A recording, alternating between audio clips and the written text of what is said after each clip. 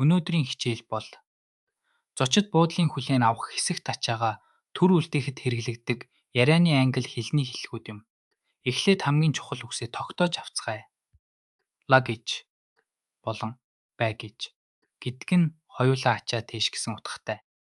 Чимод нэг suitcase гэж нэрлэдэг бол ачаагаа үлдээх газрыг storage гэж хэлнэ.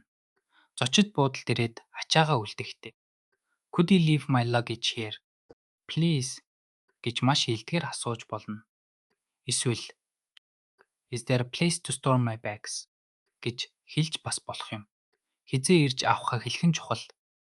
I'll be back at 5 PM to pick it up. Гэдг нь би оройн 5 цагт ирж ам гэсэн үг.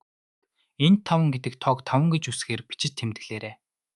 Бүртгэлээсээ гарч ирсэн үедээ I've already checked out гэж хэлээд яагаад ачаагаа үлдээх гэж байгаагаа тайлбарлаж болно. Жишээ нь миний нислэг оройн 8 цагт байгаа тул ачаагаа үлдээж болох уу гэж асууж байна. Ачаагаа өгсний дараа ажилтан танд пайс буюу дугаар өгөх болно. Here is your luggage claim tag гэж хэлэхэд нь хүлээн аваарай. Үүнийг битгий гээгээрэй. Учир нь ачаагаа буцааж авахд танд хэрэг болно.